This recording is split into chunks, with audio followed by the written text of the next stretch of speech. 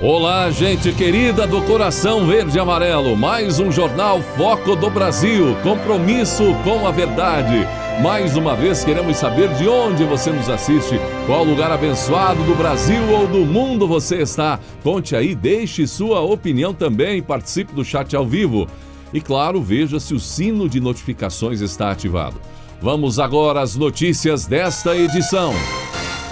Brasília ficou pequena para tanta gente, carros, máquinas agrícolas e caminhões neste sábado 15 de maio. O dia foi marcado por grandes manifestações em apoio ao presidente Jair Bolsonaro. Produtores rurais de algumas regiões do país realizaram uma grande manifestação, seguindo até a esplanada dos ministérios em Brasília. Acabaram se unindo a defensores dos valores das famílias brasileiras. Por parte do agro, os participantes do ato, grande parte em verde e amarelo, protestaram contra o fechamento de atividades e as medidas radicais restritivas adotadas por governadores e prefeitos durante a pandemia da Covid-19. Desde o início da crise sanitária, sabemos, o presidente Bolsonaro tem criticado essas atuações e agradecido ao homem do campo que não parou durante a pandemia. Centenas e centenas de caminhoneiros já começaram a chegar ao Distrito Federal já na madrugada desse sábado. Vídeos de caminhões promovendo um buzinaço pelas ruas de Brasília começaram a circular nas redes sociais logo cedo. O movimento Brasil Verde e Amarelo liderou o ato O Agro e o Povo pela Democracia, que contou com tratores, máquinas agrícolas, caminhões.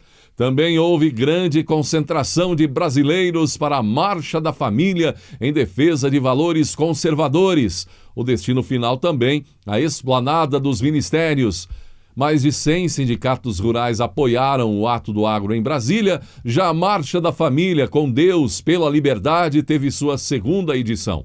E como prometeu, o presidente Jair Bolsonaro foi conferir de perto alguns dos momentos.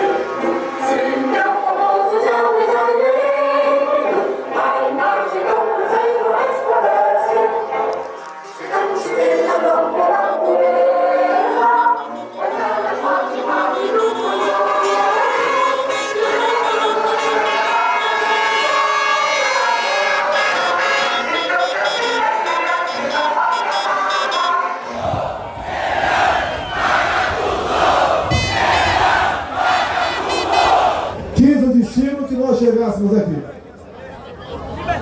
E nós, por décadas, quase que nos acostumamos. O momento que o político assume o seu cargo, ele muda completamente o seu discurso e suas ações. Eu conheço essa esquerda desde 1970. O maior patrimônio nosso é a fé, é a crença no seu país, é o respeito a família. Aguentar pancada 24 horas por dia não foi, não está sendo e sei que não será fácil. Mas o que esses caras não entendem é que eu sou imbrochável.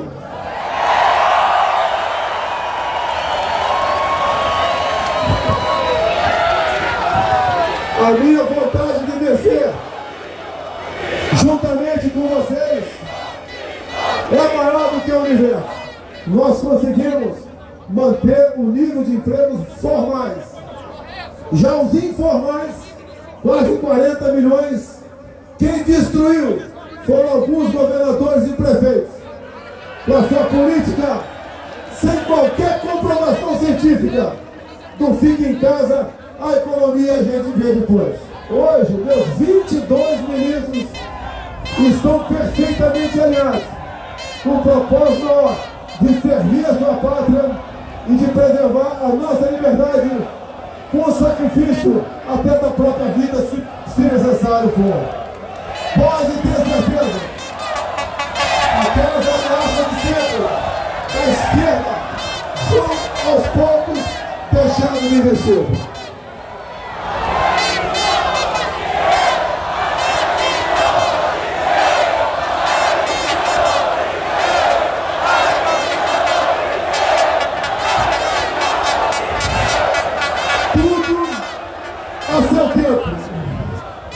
O maior poder do Brasil não é o legislativo, não é o judiciário, nem o executivo. O maior poder são vocês. Vocês têm todo o direito de vir, o direito à crença, o direito de trabalhar. E sem qualquer critério, esses direitos foram suprimidos de vocês por algum tempo. Acabou esse tempo. Isso não voltará a acontecer. O que nós queremos em 22, deputada Bia Kicis, nós queremos também eleições em 22, onde o voto possa ser auditado.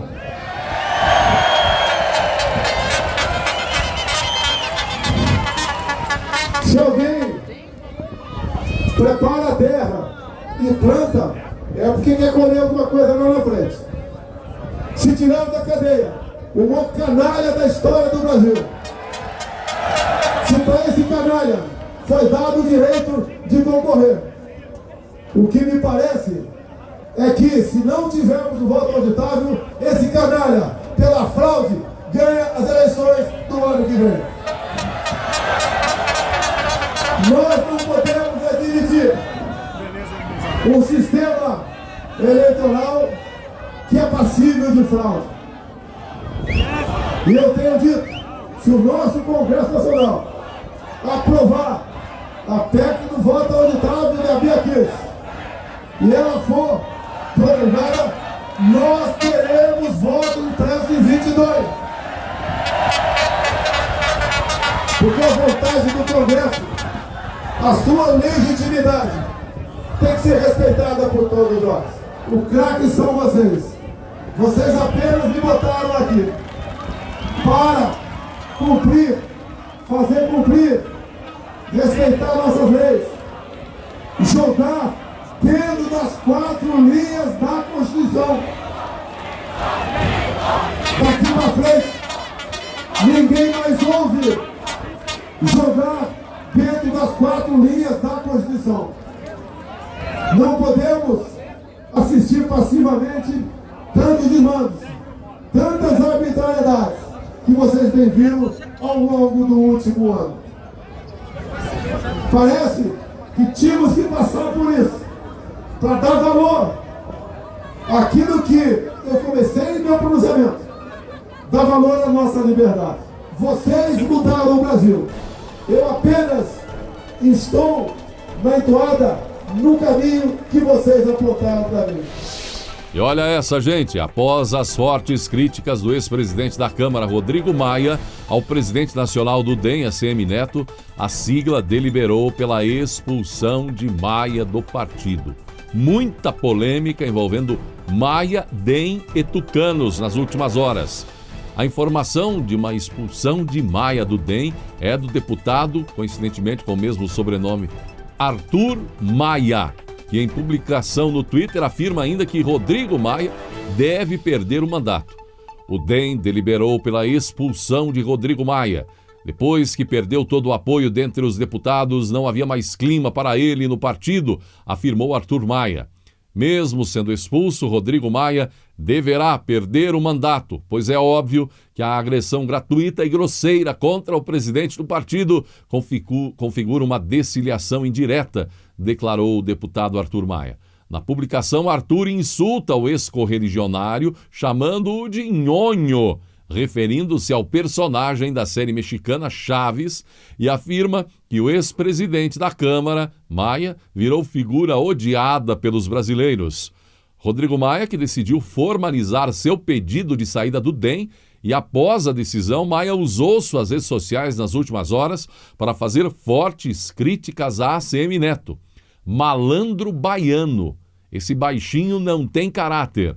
E Bolsonaro presidente e ACM Neto vice-presidente. Não sobrou nada além disso, foram algumas das frases postadas por Rodrigo Maia. O presidente do DEM, ACM Neto, também polemizou e rompeu com o governador de São Paulo, João Dória. Ele informou que o partido não apoiará o projeto presidencial do Tucano em 2022. Não tem chance nenhuma, zero. Acabou de implodir qualquer chance de ter o DEM com ele, declarou Neto. A afirmação de ACM Neto foi feita no mesmo dia em que o vice-governador de São Paulo, Rodrigo Garcia, deixou o DEM e se filiou ao PSDB. Enquanto isso, Geraldo Alckmin deixando o PSDB e no movimento das cadeiras pode ir parar no DEM. O Brasil segue avançando na aplicação de doses contra a Covid. Atingimos a marca de 57 milhões de vacinas aplicadas na população em 118 dias de campanha, consolidando-se como o quarto país que mais vacinou no planeta, em números absolutos, atrás de China, Estados Unidos e Índia. Foram aplicadas 38,2 milhões de primeiras doses, 18,2% da população, e cerca de 19 milhões de pessoas, 9% da população, que receberam a segunda dose e são consideradas imunizadas contra a Covid. Os Estados Unidos, grande produtor de vacinas, haviam aplicado 2 doses, 22,5%, após 118 dias de vacinação. Nós temos 9%. Com 18,2% dos habitantes recebendo ao menos uma dose, e o Brasil está vacinando mais que o dobro da média mundial atualmente, em 8,8%. A média diária de doses aplicadas foi de 138,9 mil em janeiro, 227,9 mil em fevereiro, 463,6 mil em março e 822,1 mil doses diárias em abril. Vamos ter uma semana quente na CPI da Covid-19, não é? Além do ex-chanceler Ernesto Araújo, na terça, teremos na quarta o ex-ministro da Saúde, Eduardo Pazuello. E embora a Justiça tenha concedido a ressalva de ficar em silêncio, Pazuello poderá ficar em silêncio em determinados questionamentos. O advogado do ex-ministro da Saúde, Eduardo Pazuello, afirmou que o general quer responder todas as questões dos senadores durante a sabatina, que será submetido na CPI da Covid-19. Porém, o advogado Zoser Hardman fez uma ressalva. Como toda e qualquer testemunha, ele tem o direito ao tratamento digno, urbano e respeitoso. Será que terá de Renan? O depoimento do ex-ministro é o mais aguardado da CPI da Covid-19. Agora é de se imaginar como Renan vai tentar depositar palavras na boca de Pazuello e depois exigir, ordenar como devem ser as respostas. Resta saber como o general vai responder ao coronel, como é conhecido em Alagoas, Renan Calheiros. Augusto Aras furioso com a CPI da Covid-19. Aras diz que convocação de subprocuradora da CPI da Covid é afronta ao Ministério Público. O Procurador-Geral da República, agente Augusto Aras, encaminhou ofício ao Senado Federal reprovando a atitude dos integrantes da Comissão Parlamentar de Inquérito da Covid-19, que convocou a subprocuradora Lindora Araújo a depor e disse que isso é uma afronta ao Ministério Público. Lindora é responsável por conduzir investigações relacionadas ao desvio de recursos públicos nos estados. O relator da CPI, senador Renan Calheiros, comunicou aos parlamentares sobre o ofício. Se a Lindora for convocada, será uma afronta ao Ministério Público sem precedentes na história do Brasil. O Supremo, membros do Ministério Público, juízes serem convocados a prestarem depoimentos sobre atividade, fim, não pode. Nós nos comprometemos de outra forma, mas isso não pode ser feito. Senhores e senhoras, nós temos competência que é constitucional, afirmou Renan, argumentando que as investigações têm de ser feitas até os limites constitucionais. Autor do requerimento para convocar a subprocuradora, Eduardo Girão, Podemos Ceará, rebateu o relator. Não existe em nenhum local dizendo na Constituição que não pode vir. Não tem precedentes, mas essa CPI, da forma que ela começou, conflito de interesse flagrante do senhor com relação ao filho, se a gente não for olhar para gestores municipais e estaduais, se a gente não fizer esse trabalho aqui, que já caiu no descrédito do povo brasileiro, já fica totalmente sem sentido, disse. Girão vem defendendo incansavelmente a investigação dos repasses federais a estados e municípios. Enquanto que Calheiros, cujo filho é governador de Alagoas, Renan Calheiros Filho, tenta direcionar os trabalhos da CPI para se concentrarem apenas em supostas ações e omissões do governo federal durante o enfrentamento da pandemia da Covid-19. Ora, se a CPI pretende convocar a subprocuradora para que ela contribua, já que ela pressionou que estados e municípios prestassem contas em relação à aplicação dos recursos durante a pandemia, se ela vem para contribuir sobre isso, ótimo. Agora, se é para convocar a subprocuradora para pressioná-la, para que pare a investigação ou pare de pressionar estados e municípios, aí de fato é uma afronta. Então, é preciso ver o andar da carruagem em relação a isso, como que vai se dar essa questão. Agora, entre poderes, entre autoridades, há essa questão melindrosa, não é? Augusto Aras acha que não é bom a presença da subprocuradora, é uma autoridade, enfim. Então vamos ver como vai andar a CPI e essa questão de convocar a subprocuradora. O interessante, queremos ver, não é? É a convocação de quem está aí sendo investigado pela Polícia Federal, não é? Com flagrantes casos de corrupção envolvendo estados e municípios.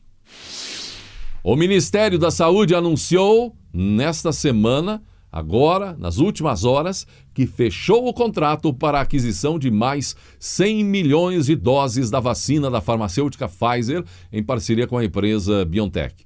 Esse novo lote se soma aos 100 milhões, não é? Já de doses que já haviam sido adquiridos pela pasta anteriormente. Com isso, pelo contrato, as empresas responsáveis pelo imunizante deverão disponibilizar 200 milhões de doses até o fim deste ano. As 100 milhões de doses do contrato anunciado agora deverão ser entregues entre setembro e novembro deste ano. Já o primeiro lote de 100 milhões de doses já começou a ser entregue no mês de abril, em uma remessa de 1 milhão de doses. Conforme o cronograma, está prevista a entrega de outros 2,5 milhões em maio, 12 milhões em junho. Uma imagem do filho ao lado do prefeito licenciado de São Paulo no hospital emocionou muita gente. Bruno Covas, que vive esse momento dramático com um quadro clínico considerado irreversível. A imagem que o próprio Bruno Covas postou há alguns dias como filho circulou intensamente agora com essa notícia de seu quadro irreversível.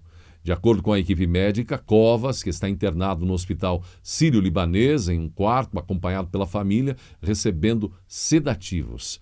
Ele sofre de um câncer metastático que começou a piorar no dia 2 de maio, quando os médicos que o atendem descobriram um sangramento no local de seu tumor inicial. Neste mesmo dia, antes de ser entubado, ele encaminhou à Câmara Municipal um pedido de afastamento do cargo por um período de 30 dias para dar prosseguimento ao seu tratamento contra o câncer. O cargo de prefeito passou então a ser assumido, por seu vice, Ricardo Nunes.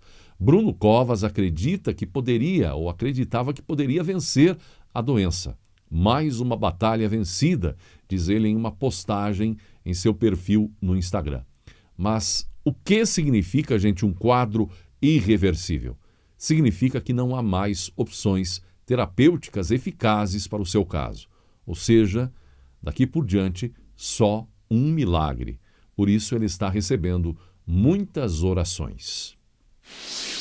E depois do que disse o presidente Bolsonaro nessa semana contra o petista Lula, com frases fortes, lembranças sobre corrupção nos governos petistas, houve uma reação petista através da presidente do partido, deputada Gleisi Hoffmann.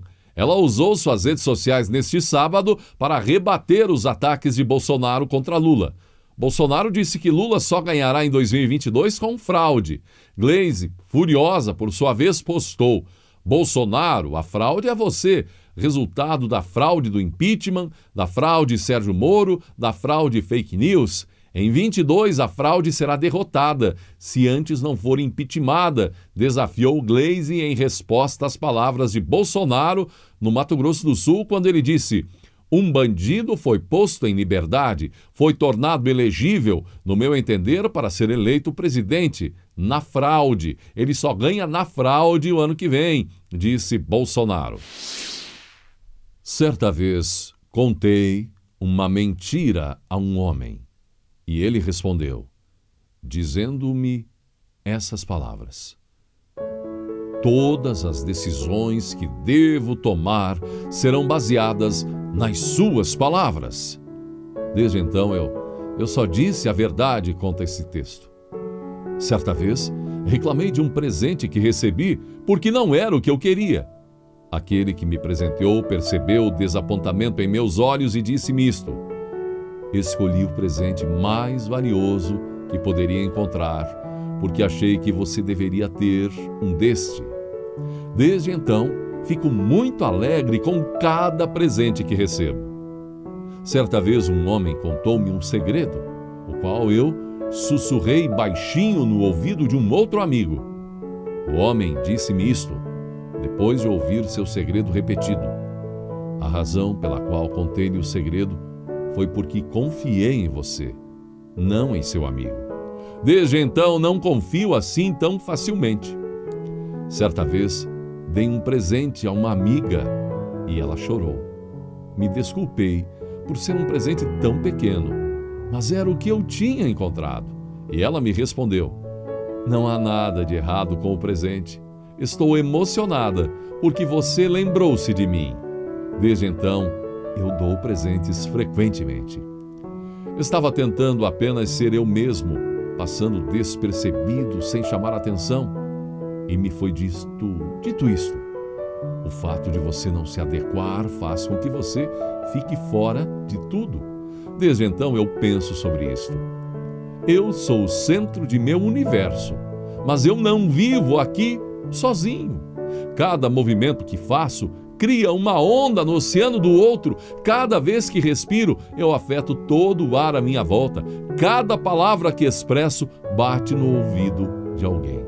Aquilo que eu toco é sentido por outras pessoas. Aquilo que faço certamente afetará alguém. O que não faço também afetará pessoas. Nós nunca sabemos a distância realmente alcançada por algo que falamos ou fazemos até que nos retorne. Todas as coisas da vida formam um círculo e estamos no meio dele, quer o vejamos ou não. E tudo o que devo fazer é criar agradáveis ondas, aquelas que envolvem calorosamente tudo em torno de mim e que voltam suaves, fazendo por sua vez que eu crie cada vez mais ondas agradáveis. Pense nisso. E a onda que quero deixar a você: está desgostoso com a vida? Está encarando seu momento da vida em preto e branco? Está faltando sentido na sua existência? Saiba que você tem um futuro muito importante à frente, um futuro brilhante à frente. Acredite, você é importante. Deus torce por você. Faça o que é certo, faça o que é correto, tenha fé. e veja que resultados maravilhosos terá, encontrando inclusive um sentido para viver. Olhe para o alto. Chegamos ao final desta edição do Jornal Foco do Brasil. Gratidão pela sua atenção, um ótimo domingo e até segunda. E que Deus abençoe a você e a sua família.